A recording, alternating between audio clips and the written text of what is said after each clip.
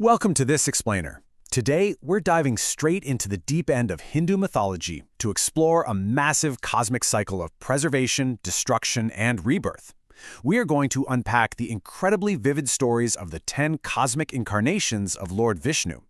So, if you want to understand exactly how these ancient texts describe the delicate, high-stakes balance between good and evil across literally millions of years, you are in exactly the right place. Let's get into it. To really grasp this mythology, we first have to talk about a word you probably use all the time, avatar. But in its original Sanskrit, it's not a digital profile picture. It specifically refers to the actual appearance or manifestation of God as an earthly embodiment. When we look at Lord Vishnu, who is the supreme protector and preserver of the cosmos in Hinduism, we're looking at the Dashavatara. Dasha meaning 10, and avatar meaning incarnation. That's 10 distinct times Vishnu literally comes down to earth to fix things when the scales tip just a bit too far toward absolute chaos. Here's our roadmap for this explainer. First, we'll look at the cosmic protector. Then, we'll travel chronologically through the avatars of the Satya, Treta, and Dwapara Yugas.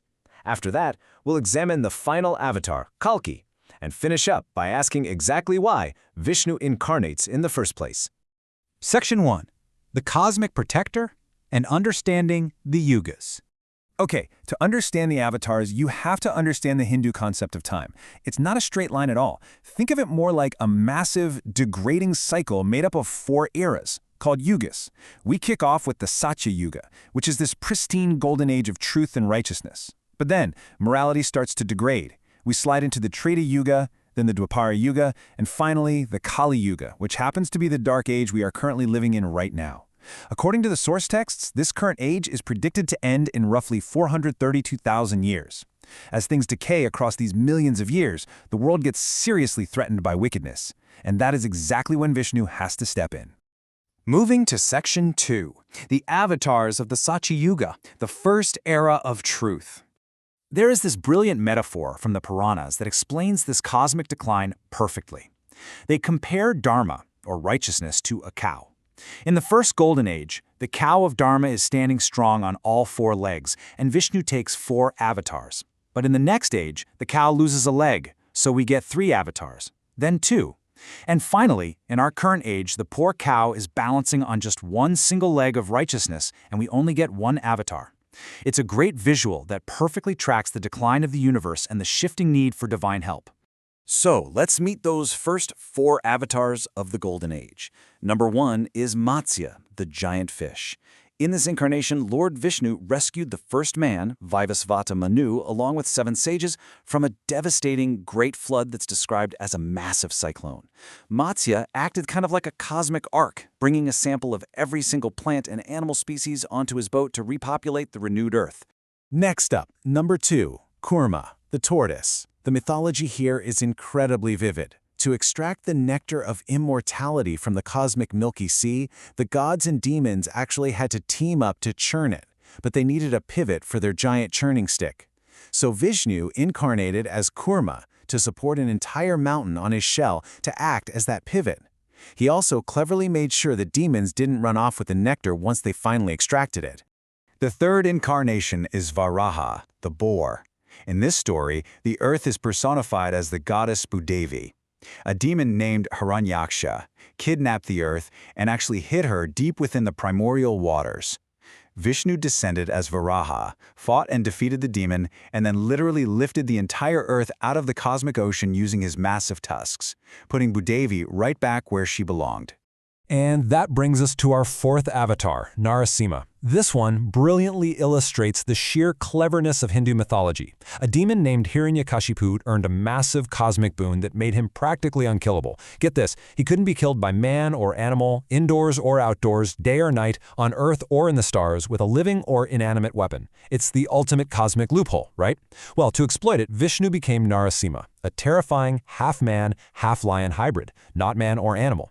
He attacked the demon at dusk, not day or night, on the threshold of his courtyard, not indoors or outdoors, placing him on his thighs, not earth or space, and disemboweled him using his claws, which are neither living nor inanimate weapons. Just absolutely brilliant divine problem solving. Section 3. Avatars of the Treta Yuga, the second era. Now you might have noticed a fascinating evolutionary pattern starting to form here. In that first yuga, Vishnu takes the shape of aquatic life, an amphibian, a land mammal, and a hybrid. But from the Treta Yuga onwards, the avatars become entirely human. This mirrors the changing nature of the world itself. As human societies develop and moral conflicts get more complex, Vishnu takes human forms to guide humanity on their own level. Which leads us to the fifth avatar, Vamana, a dwarf, marking Vishnu's very first fully human form. King Mahabali had essentially taken over the heavens. Vamana approached him and asked for a seemingly humble gift, just 3 paces of land. Against his mentor's warnings, the king agreed. Suddenly, Vamana grew to monstrous cosmic proportions. With his first step, boom, he covered the entire earth. With his second, the underworld. Now having nowhere left to place his third step, King Mahabali humbly offered his own head. Vamana stepped on him, pushed him down, but rewarded the king's modesty by granting him eternal life. Sixth is Parashurama, a fierce warrior saint who carries an axe granted by Lord Shiva. He's recognized as the first Brahmin Kshatriya, a fascinating mix of priest and warrior. His story is intense, to say the least. When a greedy king stole his father's celestial wish-granting cow named Kamadhenu, Parashurama single-handedly wiped out the king's entire army. The king's sons retaliated by killing Parashurama's father. This triggered an absolute rampage. Parashurama swore vengeance and eradicated the warrior caste from the planet 21 times over, filling 5 lakes with blood until his own grandfather finally forced him to stop. Number 7 is Rama, the Prince of Ayodhya. If you're familiar with the epic Ramayana, you know him well. In Hinduism, he is the ultimate archetype of the brave, righteous male. Exiled for 14 long years, his wife Sita was kidnapped by Ravana, the demon king of Lanka. Rama's narrative isn't just about flashy cosmic powers, it's a deeply human, emotional epic about duty, sacrifice, and righteousness as he battles to rescue his wife and overthrow the demon king. Section 4. Avatars of the Dwapara Yuga, the Third Era. By the time we reach this third era, the avatars function deeply as philosophers and guides. Our 8th avatar is Balarama, the older brother of Krishna. It's actually worth noting that in different Hindu traditions, this list of 10 can vary just a bit. For instance, in the Sri Vaishnava lists, Buddha doesn't appear at all, and Balarama is proudly recognized as the official 8th incarnation of Vishnu, arriving to support his younger brother in restoring balance to a crumbling world. And that famous younger brother is Krishna, the 9th avatar, and undoubtedly one of the most widely revered deities in all of Hinduism.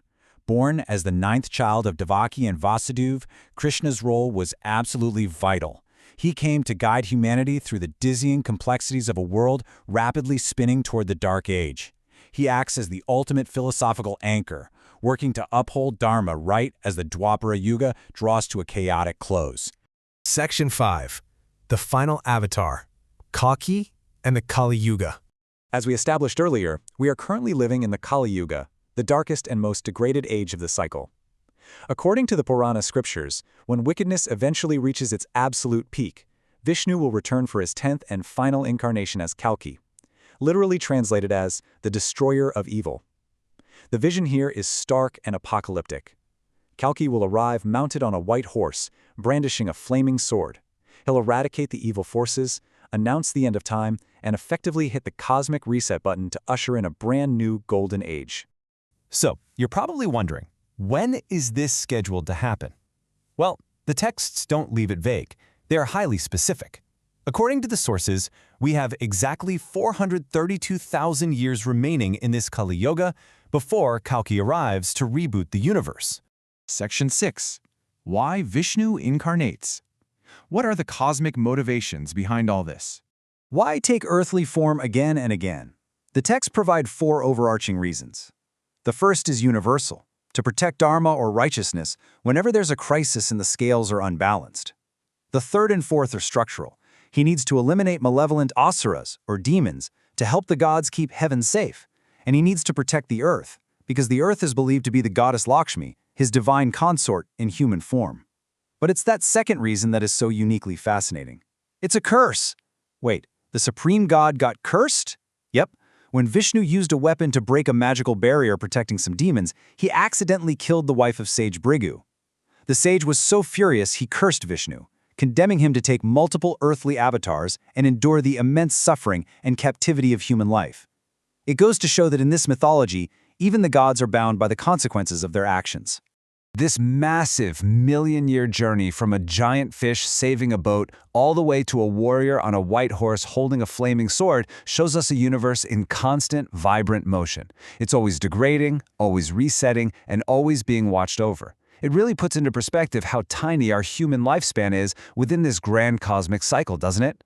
The Dashavatara isn't just ancient history. According to these texts, it's an active countdown happening right at this very moment, which leaves us with one pretty provocative thought to chew on.